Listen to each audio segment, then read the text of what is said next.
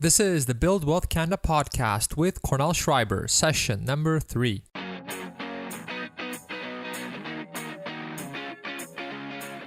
Welcome to the Build Wealth Canada podcast, where it's all about becoming debt-free, accelerating your wealth, and taking control of your money. Now, here's your host, Cornell Schreiber. Hey, it's Cornell here, and welcome to episode 3 of the Build Wealth Canada podcast. And in this episode, what we're going to be talking about is really answering a really popular question when it comes to personal finance, and that is whether you should rent or whether you should buy a home.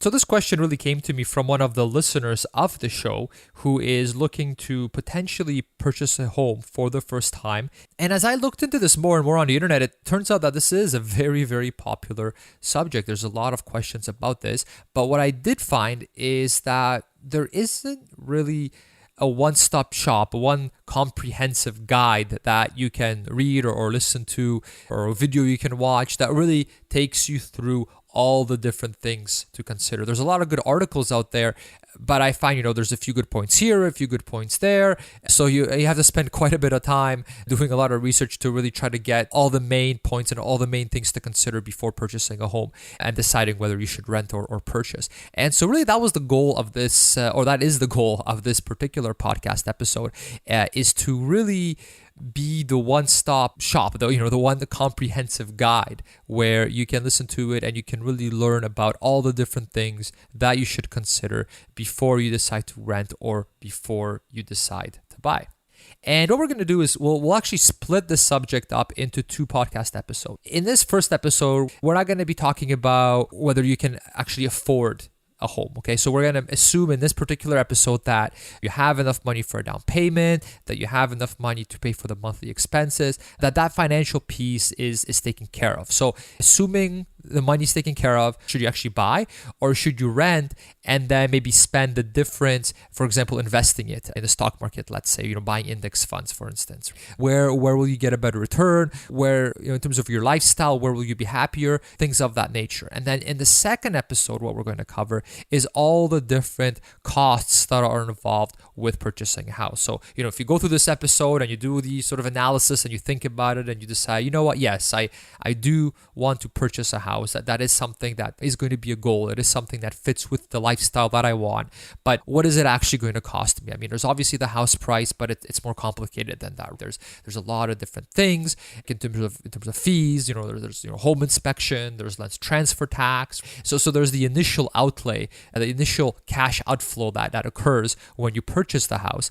But then, of course, after you purchase a house, the expenses don't stop there. You do have your mortgage payments, you've got your property tax, you've got maintenance on the property, your insurance is likely to be significantly higher than if you were just taking renter's insurance. So there's all these different things that you really should factor in and consider so that you don't go and purchase a home and now, you've got, you're just scraping by barely to be able to pay for all the expenses and now you don't have enough money to invest for retirement. You're just kind of living paycheck to paycheck now because maybe you bought a house that's bigger than it should be. And so that we're going to cover in the second piece, just so that you've got a good guide where you know what it's going to cost you or you know where to get these numbers and you know all the things that you should be considering. So what I'm going to do first is actually tell you really my own story about my own experience in purchasing our first home, the home that my wife and I purchased. And actually when we purchased our first home, I will admit that it actually was a mistake. We, at that point, we were fresh out of university. I hated just the idea of being a renter. I just didn't want to do it for a few reasons. And actually, in that particular situation that we were at, straight out of university, the better decision would have been to actually rent. But we decided to buy. So, we definitely made, I would say, a pretty significant mistake there. So made that mistake. And I wanted to really share that with you and why it was a mistake. And really hope my goal there is really to share with you my experience so that if you're out there looking to buy your first home, that you don't make that mistake. And maybe you already own a home, but maybe you have kids that are looking to buy a home, or maybe you have friends that are looking to buy a home for the first time. So here I really want to share with you some of the sort of mistakes that can really save you thousands, potentially tens of thousands of dollars if you plan this out correctly and consider all the different options. And when it comes to real estate, it's really worth noting that this is probably going to be the biggest purchase of your life. And because when we're dealing with real estate, because we're dealing with literally hundreds of thousands of dollars, the mistakes can be pretty substantial, right? It's not like, oh, I bought something for $60. Turns out the product wasn't that good. I couldn't return it. Oh, I lost $60. I mean, here with real estate, we're in a completely different ballgame. I mean, we're buying something worth hundreds of thousands of dollars.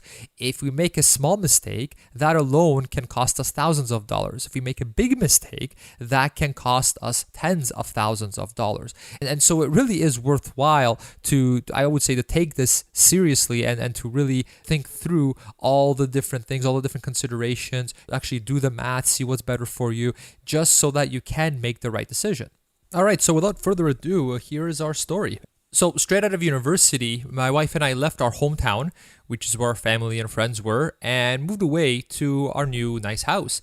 Now, everything was going great at first, but then it didn't really take that long for problems to start. So first of all, I noticed that the commute to work was actually much longer than what I thought it would be. So when we first bought the house, for example, my agent said that, yeah, it's pretty close to work. It's like a 20-minute ride to work. I thought that was reasonable for a commute. So, sure, no problem, right? Check. That part of our house buying checklist was satisfied. I guess technically she didn't lie. I mean, the commute to work was 20 minutes, except that that's if you're, maybe driving there on a weekend when you're not in rush hour traffic. Now, when you're working sort of regular hours at a regular job, you tend to leave somewhat during rush hour. And in that particular area, things were pretty bad. So instead of a 20-minute commute, which is what I was expecting, it was actually more like 40, 45 minutes at least. And during the winter, or when there was construction or collisions on the roads, I mean, sometimes it would take over an hour to get home. So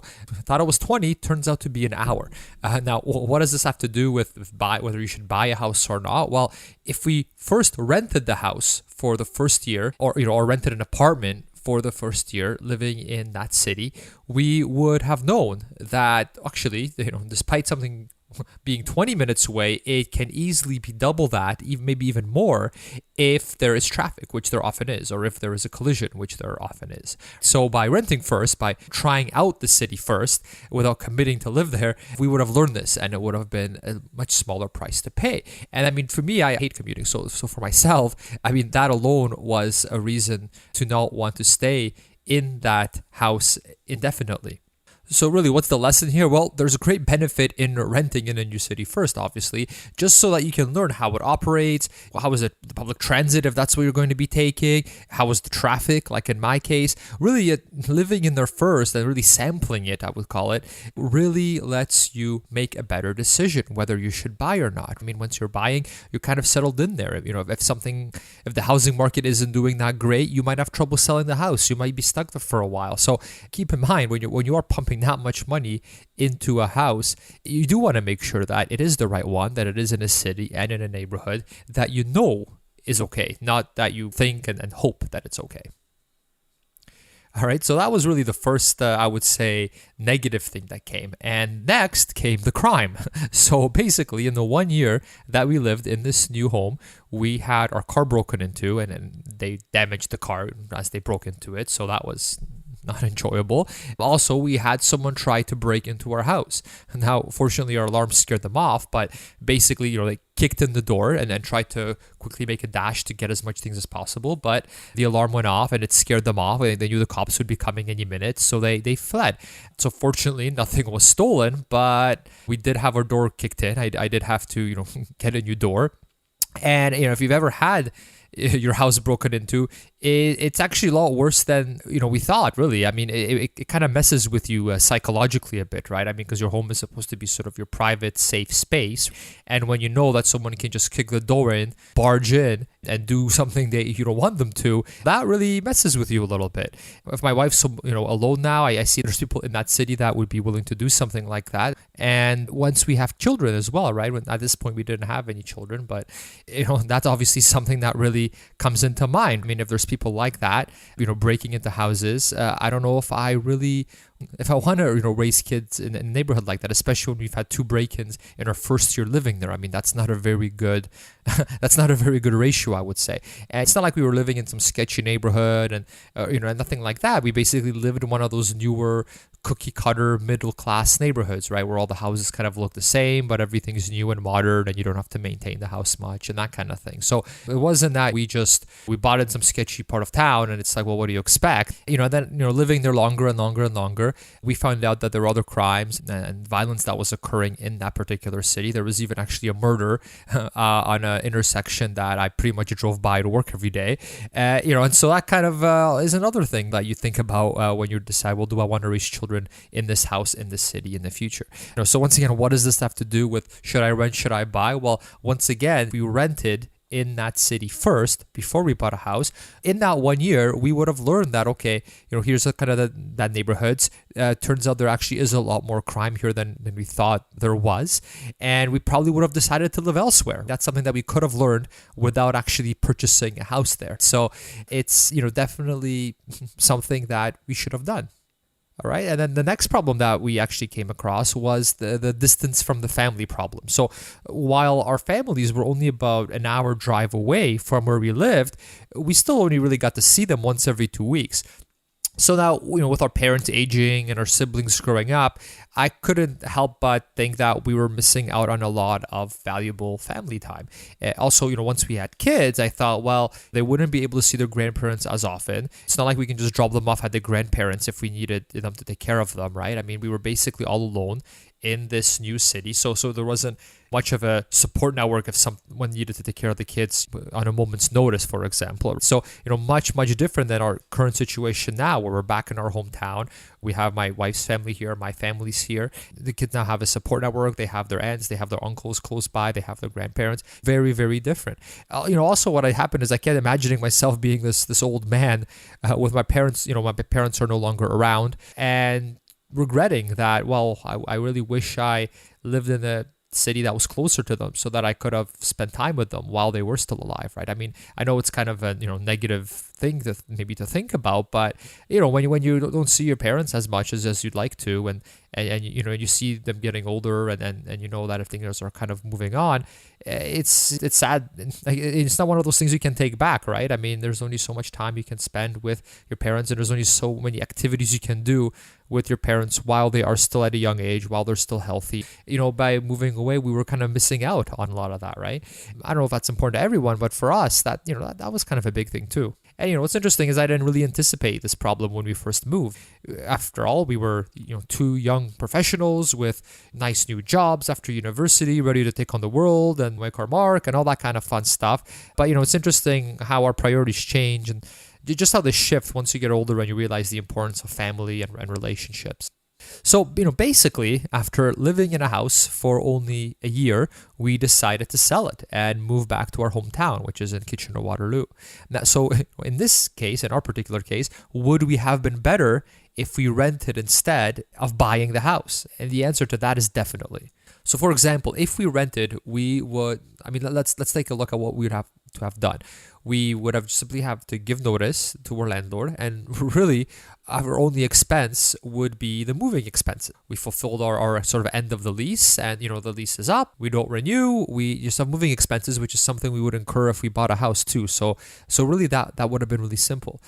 Now, if you wanted to get out of the lease early, sure, we may have had some fees, but also we would be able to sublet the apartment, for example, or sublet the house if we wanted to for the remaining time that was left on the lease. So we could have avoided extra charges that way. Or worst case scenario, if you had to break the lease and we don't want to sublet for some reason, we might have to forfeit last month's rent, or maybe speak to the landlord and try to arrange some sort of deal with the landlord, maybe pay some extra fees, that kind of thing, just to be able to get out of the lease. Now, just as a sort of FYI, keep in mind that the rental laws can vary from province to province. So, for example, when we lived in Nova Scotia, the laws weren't as renter friendly, in terms of getting out of the lease and the fees you had to pay. Whereas in Ontario, it is more friendly towards the renter. So just keep that in mind. Check out the CMHC, which is the Canada Mortgage Housing Corporation site. There you can actually get the different laws for the different provinces.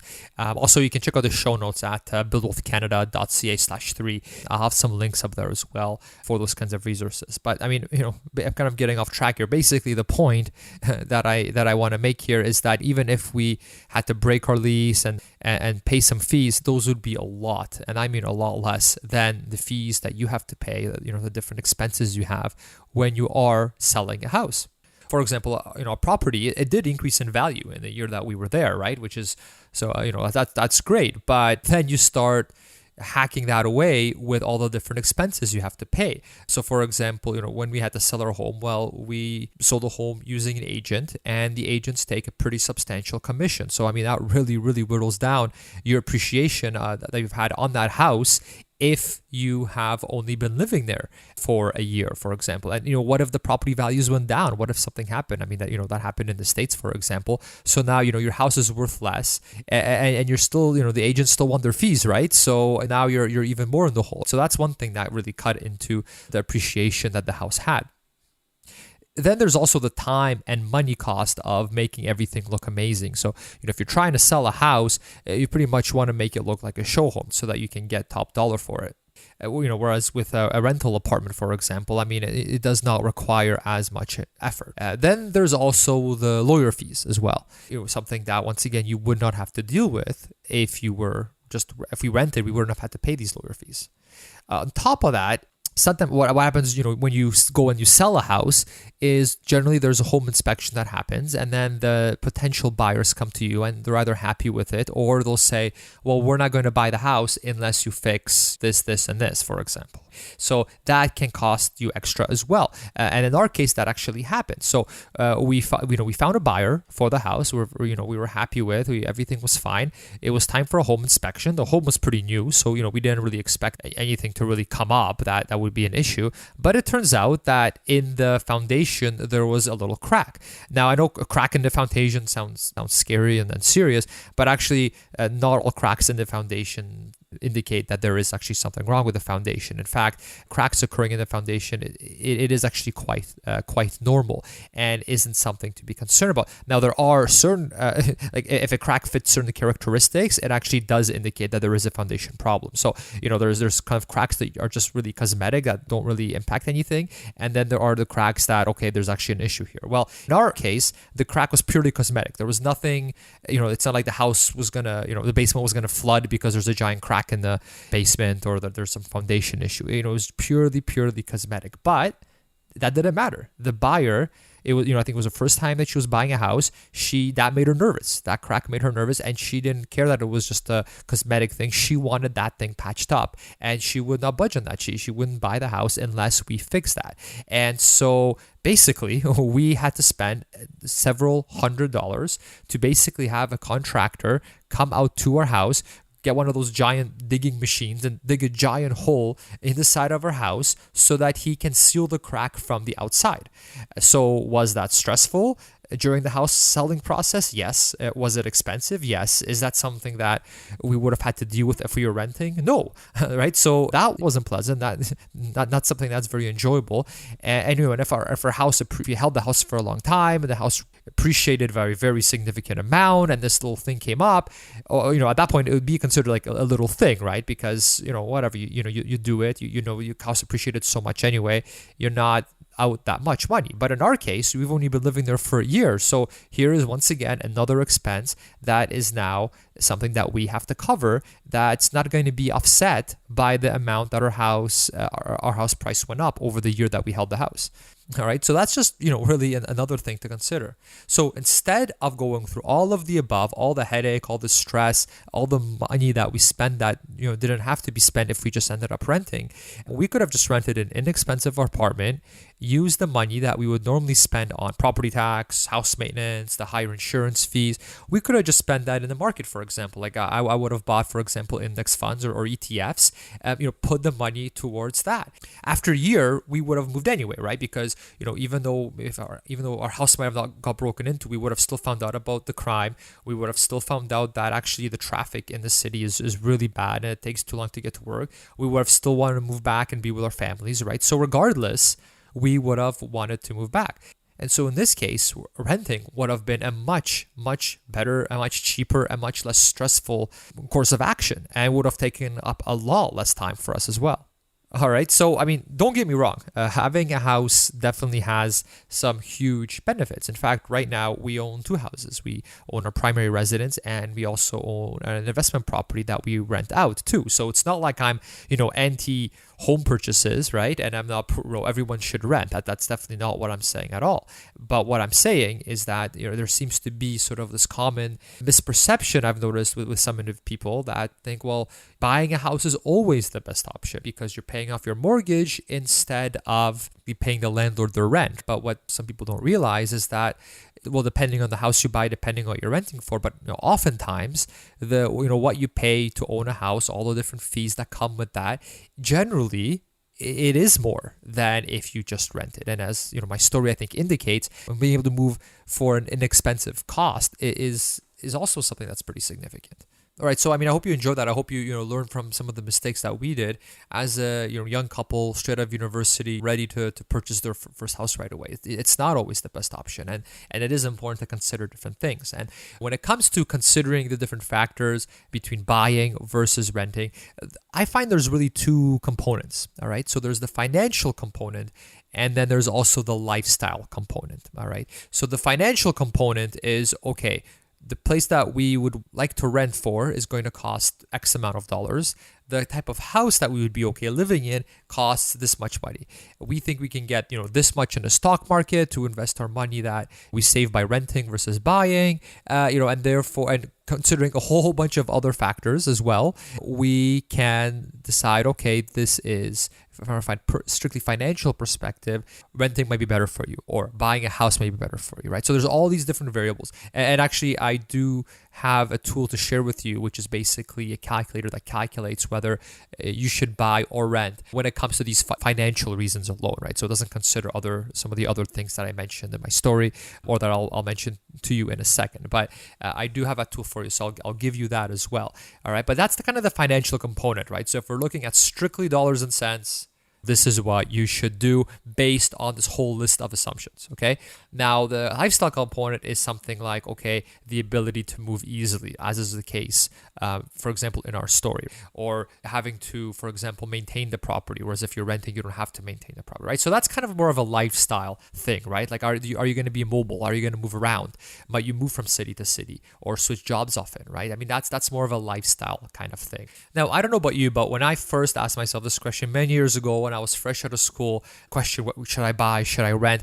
I wanted a nice, easy answer. So should I buy? I just want a yes or no question. I secretly hope that someone has already done all the math for me and has determined that in every single possible scenario, it is better to either buy a home or it is better to rent. And then that way I don't have to do the math. I don't have to really think much about it.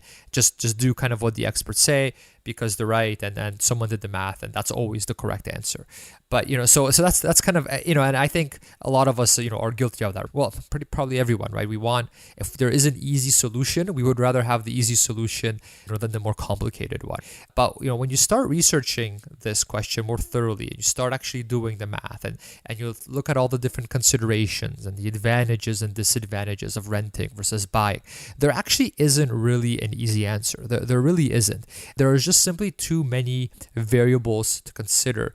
And depending on these variables, it can either make a buying decision a no-brainer, or it can make a renting decision a no-brainer, or it may be a tough decision because each option really has its different merits. So, a person living in one country, in one part of the country where the real estate prices are a certain way, and that person's lifestyle, for them, renting might be the best option. For a person living across the other, at the other end of the country with sort of different priorities and different lifestyle aspirations, for them, the opposite might be the best option. So, I say all this because be very careful when you hear sort of certain generic advice. For example, when I was doing research for this particular post, I ran across some articles and some people that would say things like, oh, well, if you keep your house for 5 years, then it's better to buy. If you live in your house for less than 5, then it's better to rent. Or, another person said that 3 years is the magic number. So, don't worry about your own personal situation. Don't worry about what your money can earn as an investment, what the house price, how much houses are appreciating. Don't worry about that. Just, 3 years is this magic number, right? Where if you live in your house for more than 3 years, you should buy the house. Okay, frankly, that's a complete load of crap. You can't follow these generalities like this because those numbers, those facts as they would call them, they were based on certain assumptions, and those assumptions might not apply to you. For example, if you live in an area where the rents are very high compared to what the house prices are, then in that particular situation, it may actually be a better option for you to buy. Because the price that you pay to buy a house versus what you're going to be paying in rent, it might actually be the exact same. So in that case, you're better off just buying because at least that way you are building some equity, right? Now, the opposite is true in other parts of the country, for example, where rents are very low compared to what the house prices are.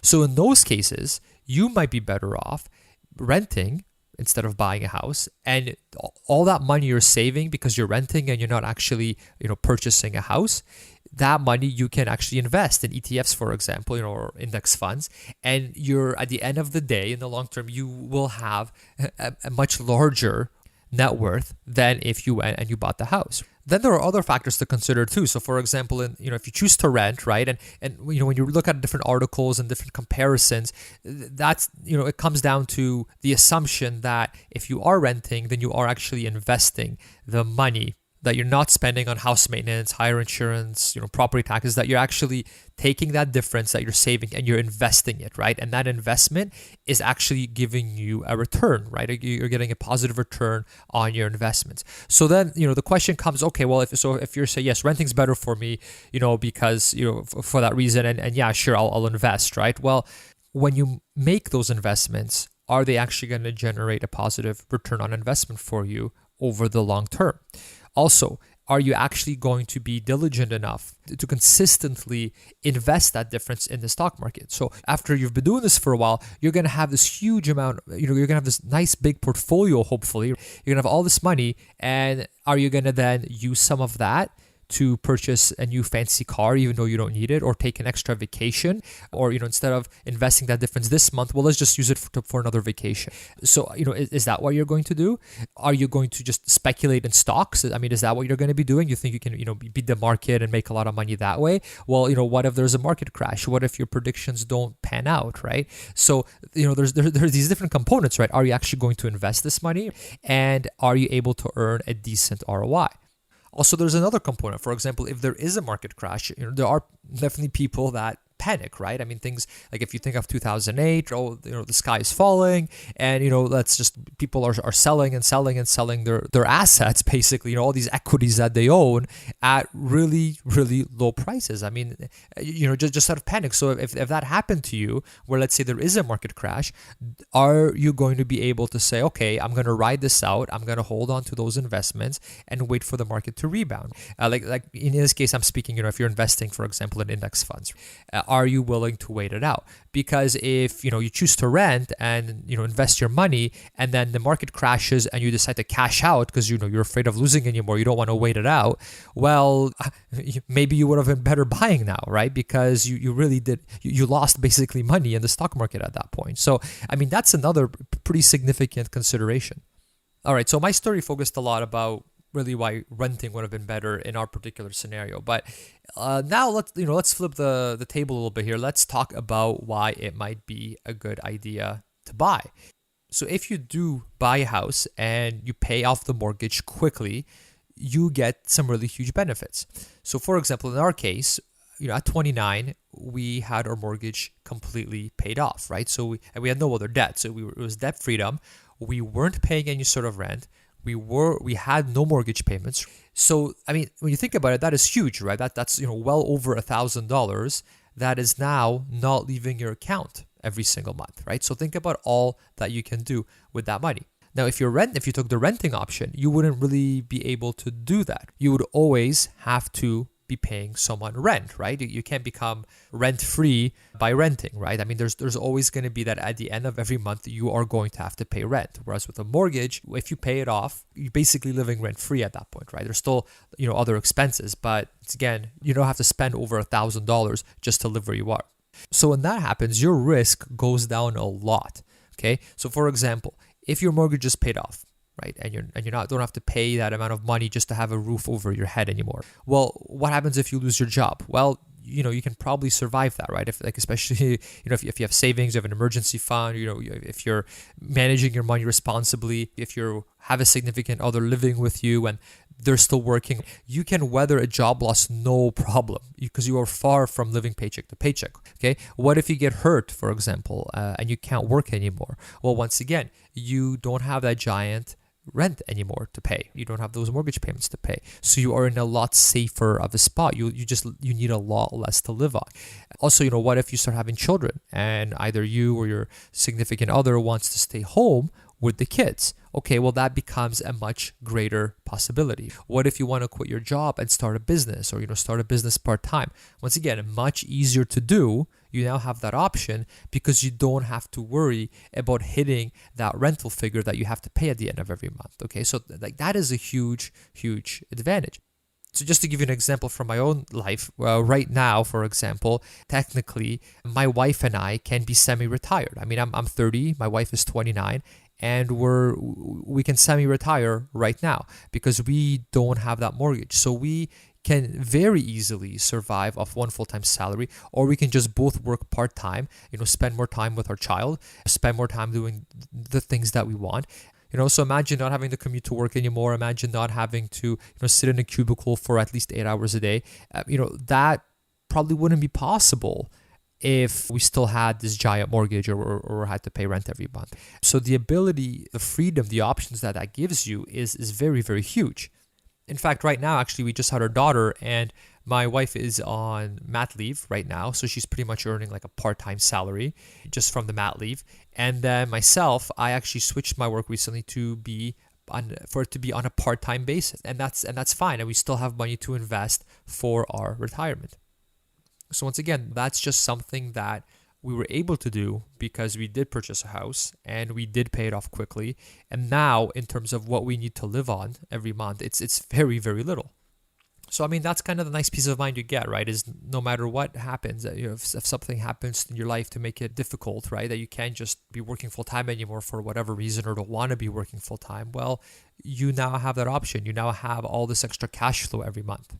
The other advantage of purchasing a house, of course, is the equity buildup, right? So generally, for example, in our area, the houses have been appreciating quite consistently for many, many years. And when you do buy a house, you are paying the principal down as well. So you're building equity that way. If you bought your house below market value as well, then you have some extra equity that's built up there already. So, I mean, that's something you simply don't get with renting. The other thing too is that, at least here in Canada, your capital gains on your primary residence don't get taxed. So that's another nice thing that you get, where you get this nice appreciation of your property and you don't get taxed on it when you sell it, right? So that's another pretty significant benefit. The other nice benefit of actually buying a house is, well, you don't actually have to deal with the landlord. I mean, it's nice that the landlord can go and can fix things for you, but maybe you don't like dealing with the landlord. Maybe they have certain rules in your apartment complex that you have to basically comply with if you want to live there. Maybe they give you a hard time. Maybe they just really restrict your freedom and what you can do. So, when you have your house, you have freedom. You can do whatever you'd like. I remember when we rented once in Nova Scotia, and when we did that, I remember we wanted to put some pictures on the wall or something, and I remember, oh shoot, I guess we have to look at our contract to see if we're allowed to put holes in the wall. I mean, I didn't know. It was our first time renting, and maybe they have rules against that. I don't know. So we had to do that, right? If we own the house, you don't have to ask anyone for things like that. You basically do what you want. Now, keep in mind, if you do buy a condo, right, there are certain rules that condominiums have, for example, right? So, you definitely, before buying a condo, you do actually want to check the rules that they have and make sure that you're okay with them. So that's kind of the sort of exception, right? But when you're talking about a freehold house, like in our case, you can pretty much do what you want.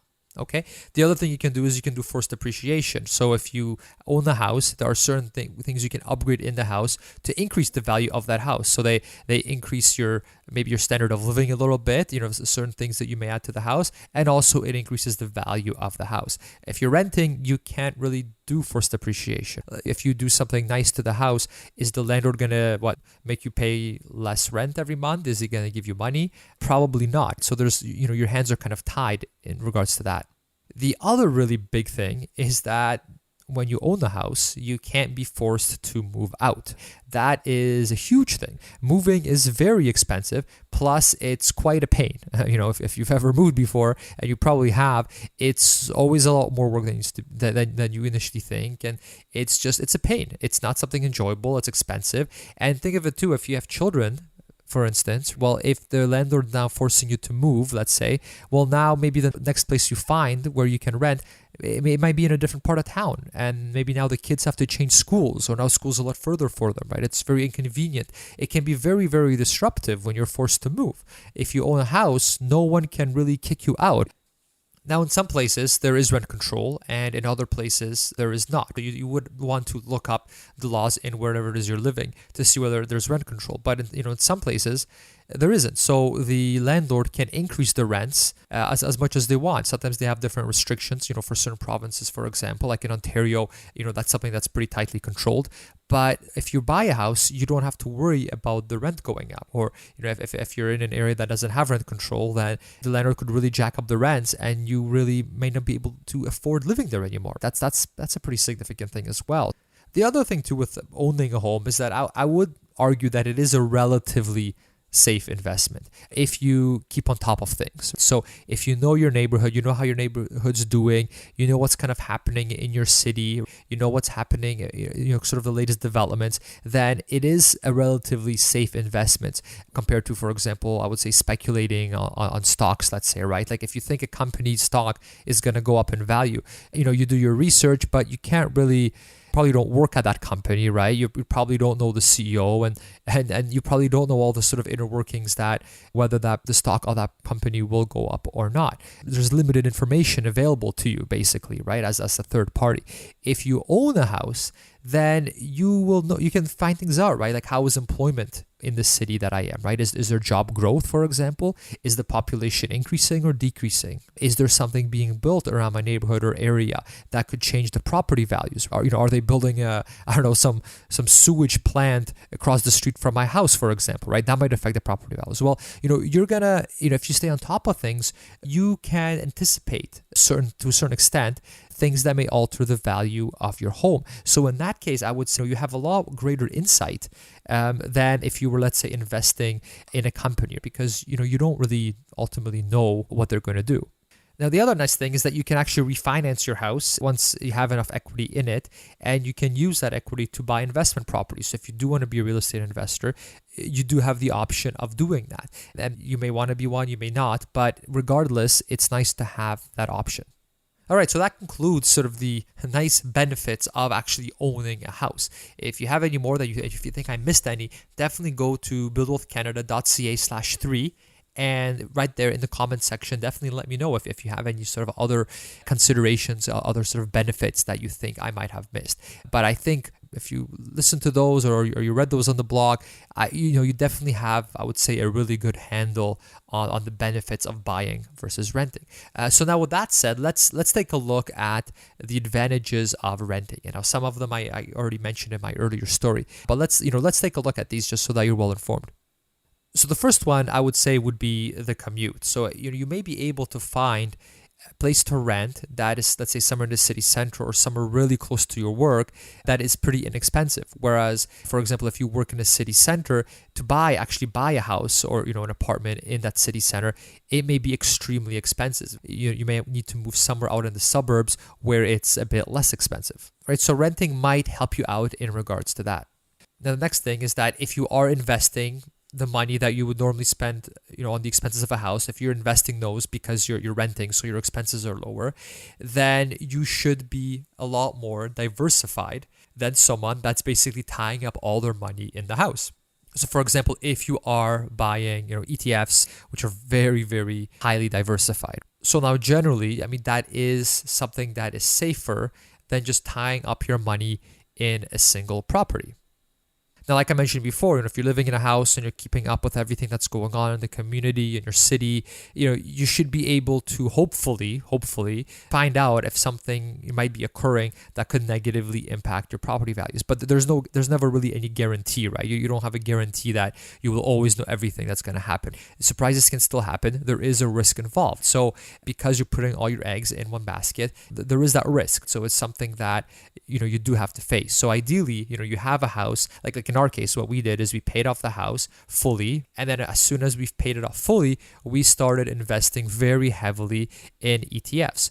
And basically, so at this point, our expenses are very low because we don't have rent to pay. We don't have a mortgage to pay for. And the part that made me uncomfortable is that, we had way too much of our wealth invested in real estate, especially, since we have a rental property as well, right? That's a bit risky. So I said, okay, well, now let's really start investing very heavily in ETFs so that we can basically have a very diverse portfolio of investments. All right. Now, the other really common advantage of renting is that you don't have to take care of the maintenance. So, last winter, for example, the house that I rent, the furnace broke.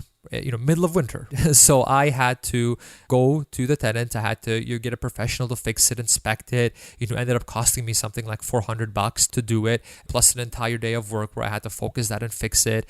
I want to make sure that the tenants were okay, that they're warm, all that kind of stuff. I think I brought them a heater as well, right? So, that's if you're renting, right? I mean, you have to take care of the maintenance. But if it's your own house and you're living in there, well, if your furnace breaks, well, you have to be the one that takes care of it. You don't just call your landlord and they take care of the rest. So that's something that's a pretty significant thing. The roof will need replacement eventually. The windows will need replacement eventually. You're going to have to mow the lawn most likely. If your dishwasher breaks, you're going to have to try to fix that or hire someone to fix that. So, I mean, this is one of the advantages, of course, of renting, right? Is you make a phone call, and if you have a good landlord, they will fix all these things for you. And of course, another big advantage is the mobility. And I mean, this is something that when I mentioned my story earlier, I think that illustrated that very, very well, right? With renting, you just give notice, feel kind of your end of the deal as far as the lease goes, right? There's just a lot less work, a lot less headache if you want to move and you're renting. Versus if you're trying to sell a house because you want to move, you have to prepare for the showings, you have to find a realtor. If you try to sell the house yourself, you have to do all the marketing yourself. You may need to repair parts of the house, like in my case with the foundation that I told you about earlier. If, let's say, you need to sell your house and it's right before Christmas and no one's purchasing houses at that time, well, you may have to hold it until a bit after New Year's, until the real estate market starts to pick up again. So while you're trying to sell your house, no one bought it, let's say, before Christmas. Well, now you're holding it for a while, and in the meantime, you're still paying the mortgage, you're still paying the property insurance, right? You're paying for it, even though you don't want to be. All right. The other big advantage is stability. So if you are renting, your costs are pretty stat. You pay your rent, you know what your rent's going to be every month, you know what your insurance is going to be every month, and you're pretty much done. If you rent at a place where utilities aren't included, then utilities really might be the only sort of variable that you do have to deal with. But you also have obviously control over your utilities as well. How much heat, water, and electricity you use. So that's a very, very different thing than, for example, if you own a house and all of a sudden you find out that your roof is leaking and now you have to spend thousands of dollars fixing that, for example. Maybe you need a new roof or something, right? I mean, there's all these different things that can sort of creep up, these big expenses. And hopefully, if you've been smart, you've been saving, you have money set aside for those types of things. But that once again goes to show that with renting, you do get a lot of stability. You don't have to pay or worry about paying for these large expenses. Also, like I said before, you don't have to worry about lawyer fees. You don't have to worry about land transfer taxes when you buy a home. You might need mortgage insurance, which is another expense. Getting the down payment for your house might be a challenge as well. So with renting, you just don't have to worry about any of that. Now, one thing worth mentioning too is that a lot of times comparing this buying versus renting, we make the assumption that it's going to be a lot cheaper to rent in terms of your cash outflow every month than it is to own a house. Now, that's true, I would say, in many cases when you're comparing comparable properties, but be careful too, because you want to be comparing apples to apples, right? I mean, if you're comparing some house in a rural area, let's say, where the land's really cheap and the house, it's a little house, it's not expensive, and then you compare that to an apartment in the center of the city in a prime location, very luxurious, expensive apartment, well, it may very well be possible that that apartment is actually going to cost you more than if you were to buy that house in that rural area somewhere. So, I mean, that's just something to be careful of, right? It's not like renting by default is cheaper all the time than being able to, than the expenses you pay month to month to own a house. That's not always the case. So this is once again why you do actually want to crunch the numbers. Don't assume that the rent is always going to be cheaper, because it doesn't necessarily have to be. And then the other, I would say the last sort of big benefit is that if one of you loses a job, or you have a wife and she gets pregnant, let's say, or one of you gets disabled, or one of you hates their boss and you want to move or something like that, it can be easier if you're renting, right? Because your cash outflow every month is a lot less. If you're paying $1,600 a month, let's say, in expenses to hold a house versus $1,000 to rent, a similar place, let's say, if all of a sudden one of the people in the household can't work or doesn't want to work, it's much easier to live because you don't have that high expense. It's easier to come up with $1,000 than $1,600. So renting does have that advantage over buying. But then at the same time, like I said before, if you pay your house off very quickly, like in our case, then, you're even better off than that, right? Because now it's not that, we have these low payments. We actually don't have any payments at all. If you're mortgage free and you own a house, you're kind of in the best possible position. But the next best position is usually if you rent. And then, sort of the worst is, okay, you have this mortgage, right? Because now your expenses are up there. And if something happens to one of your income earners, that's when it gets the scariest, right? Like you may be forced to sell your house or something if you didn't plan for that, or if you bought a house that's too expensive. All right, so we just really went in depth and examined the advantages and disadvantages of renting versus buying. Now, a lot of that really had to do with lifestyle choices, right? There were some financial components in there too, but a lot of it was lifestyle. And the next thing that I want to take you through is, if you do the actual math, what will be the better decision for you? So you definitely want to consider the lifestyle factors, but obviously you also want to consider the math. Now, before you turn this off, because it's math and it's, can be arguably boring and you're driving, so you can't really do math anyway, I actually have a relatively simple solution for you that doesn't involve you building some financial models in Excel and anything like that. Fortunately, there's actually a really, really good online calculator that I found, and they've basically done all the work for you. And basically what this calculator does is it makes you put in different information, different sort of variables for you, such as how much your down payment is going to be, what is the price of your home, how much do you expect to earn on your investments, things of that nature.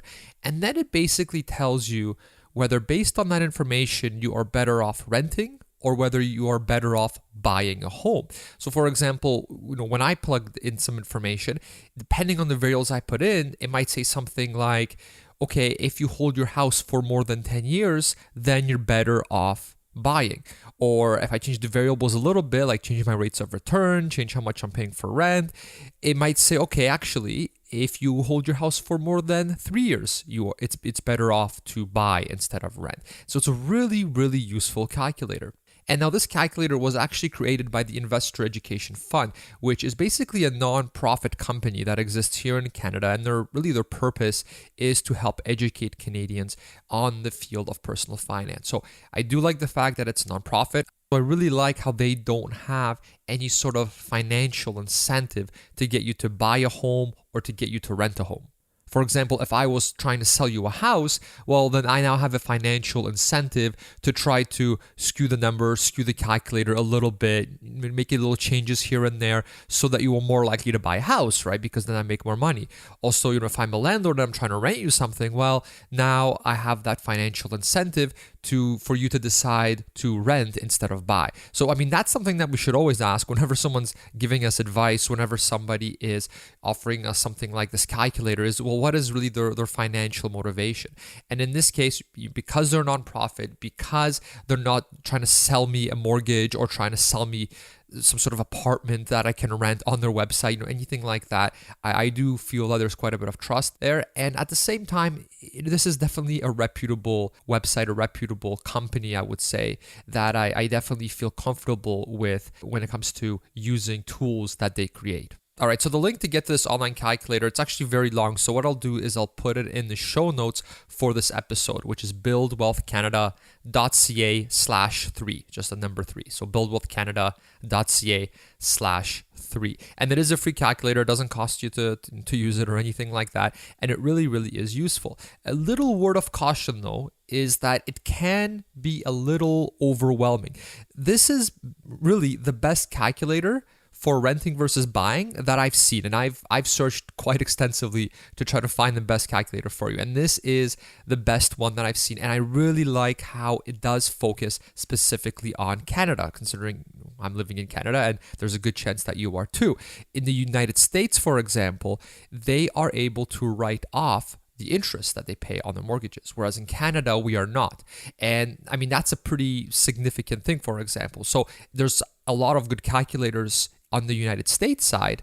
However, we really do want to use something that's Canada specific, even for that interest deduction part alone. All right, so definitely use a Canadian calculator if you are in Canada. Now, because this calculator is so good, it's basically what makes it so good is that it's very thorough. It looks at a lot of different variables to help you make this decision. And while that's excellent, now sort of the negative part of that is that it can be very overwhelming, especially for someone that has never purchased a house before. So for example, I'll ask you questions like, what do you anticipate your house to appreciate every year? Well, if you've never owned a house, you don't really know for sure, right? You have to sort of research that information yourself.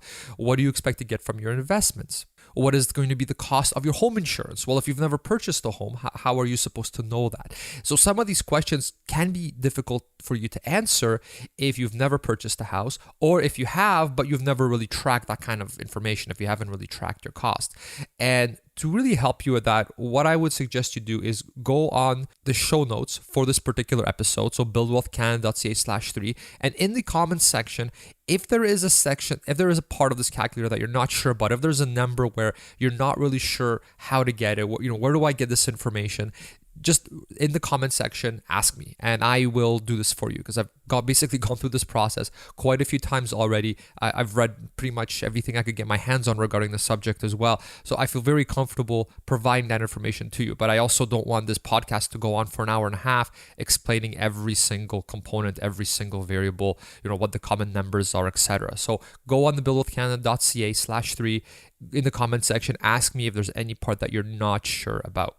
Another thing to be careful about when using this calculator, or really just to keep in mind, is that a change in just one of these variables can drastically change what the final answer is. So for example, by default, the calculator currently says that we're going to assume that the house that you purchase is going to appreciate by 2% per year. Now, if that's the case, if I plug in all my information for my house and I use that default 2% number, it says I should hold my house for 19 years. So basically, keep it the house, don't sell it for 19 years, and then it's worth it for me to buy the house instead of just to be renting for that time. However, when I put in my actual appreciation of my house, so for example, when I use my rental property and I put in what that house has actually appreciated, that amount is actually 3.38%. And so when I put that number in, the calculator now says, well, instead of 19 years being the amount you should hold the house, it's actually 2 years. So because my property is appreciating significantly more than the default, now it actually makes sense to buy a house even if I'm just holding it for 2 years. All right, so all this can be a bit sort of confusing and really creates some uncertainty, right? Well, how do I know what the house that I'm potentially going to buy, how do I know what it's actually going to appreciate by? Do I use some big national average? Do I use the averages for the local market? Do I have to start researching very thoroughly the actual prices of houses in the neighborhood I'm looking at and see how much they're appreciating? I mean, that would be the ideal scenario. It's obviously also a lot of work. And also because you'll never really know the return and how much the house will appreciate. We can only just assume and sort of speculate. Because you don't know that, just be very, very conservative in the numbers that you use. That is something that I would definitely recommend. Also, another reason to be conservative is, for example, the economy could tank again, for example, during the time that you own the house. And in that case, maybe the return on investment on your, let's say, stock portfolio is going to be very, very low, and that's going to skew your results.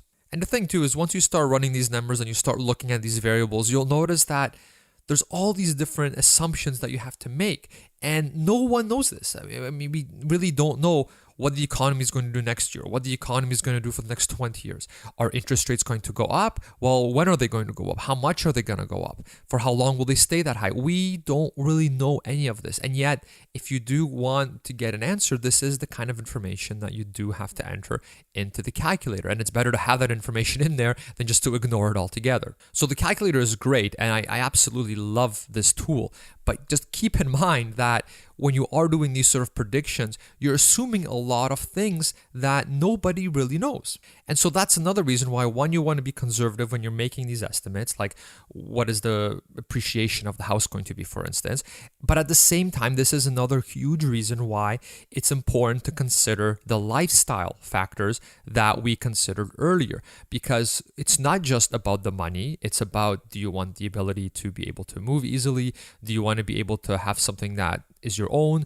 The other advantages of buying, such as, do I not have to worry about the landlord kicking me out, right? Because if you own a house, no one can really kick you out, versus if you're renting, they can. And so this is why it's critical to look at the entire picture as opposed to just the money based on a set of assumptions. You definitely want to go through these calculations. You want to look at the calculator, because in your particular city or where you're looking to move, it may say something like, look, it's even with conservative estimates, it's going to take you 20 years to make it worthwhile to own a home in that area versus just renting and investing the difference that you're saving. So in that case, I mean, that's a pretty huge thing that should really impact your decision. So you should definitely use the calculator, because if the answer is 20 years and you're only planning on staying in that city for 5 or maybe 2 years, well, that's a pretty big issue. And ultimately, once you start playing with this calculator, plugging in the different numbers, you look at the lifestyle factors that I've already discussed, really, you'll realize that you really should not be buying a house if you're just planning on living there for a few years. Now, maybe you'll think that where you buy the house, the house prices are going to skyrocket the moment that you purchase the house, and therefore the house is going to be a worthwhile investment. But realize now that if you are doing that, you're basically speculating. And so you're betting thousands, potentially tens of thousands of dollars on that bet. So if the market doesn't go up as much as you thought it would, you could basically lose a lot of money. If the house prices actually go down in that neighborhood for some reason, you're losing even more. So now, do you really want the stress, the headache, the risk of speculating and always crossing your fingers hoping that the price of the house is going to go up, because that's the only way that you're actually going to make any money? So overall, what I really recommend is to buy a house if you're willing to settle down and want to be there for the long term. Now, unfortunately, I can't say something like, well, you have to hold your house for a minimum of 5 years. And, that's the magic number. I can't say something like that. And I think now, if you've listened to this entire podcast, you realize why that is, right? There's just too many lifestyle factors that can be difficult to put a dollar figure on. And then there are the actual financial components too, but those also come with a whole set of assumptions. So if you've done the numbers, considered the lifestyle factors, and decided that, yes, I would definitely like to buy a house, then naturally the next question is, well, how much does it actually cost to purchase a house? Can I actually afford it? What are all the fees that I have to pay? The last thing you want is buying a house, you move in there, everything seems good, and then you get a bill or a few bills totaling to several $1,000s, and you don't have the money to pay for them because you just spent all your money buying that house. Obviously, that's not a situation you want to be in. And so it's critical to know both what is that initial cash outlay that I have to purchase the house, and then what is the ongoing cost of keeping that house. And so that is what we're going to be covering in the next podcast episode. All right, so that is all for this episode. I realized it was a pretty long episode, to say the least. But once again, this is something that I wanted to do to give you a nice, thorough understanding of all the things that should be part of your decision whether you decide to buy or rent. And because, once again, you're spending hundreds of thousands of dollars on a house, this is something that it really is worth figuring out and then thinking about and making sure that you basically have considered all the different options and have considered all the different things that can factor into your decision. All right, so on that note, definitely check out the show notes for this episode where I cover all the different points. There's a nice summary in there for you as well, so you can quickly go through it if you want, just to make sure that you do have all of your bases covered when it comes to this decision. Also, the link to the online calculator is there that I mentioned, what basically helps you decide whether you should buy or rent. And while you're there, definitely sign up for the Build Wealth Canada newsletter so that you know when new episodes of the podcast are coming out, especially our next one, which looks into what is the actual cost of purchasing a house, just to make sure that you're not caught off guard by any surprise expenses when you go and decide to purchase a home. And last but not least, like I say in my previous episodes, if you did like this episode, if you are enjoying the podcast, definitely go to iTunes and please give this podcast a review. It'd really help with the podcast. Really, it would help get it out there to other Canadians. And it's something that I would really appreciate. So if that's not a problem, I'd love for you to do that. Once again, the URL for the show notes for this episode are buildwealthcanada.ca/3. All right, I'll see you in the next episode. Take care. Thanks for listening to the Build Wealth Canada podcast at www.buildwealthcanada.ca.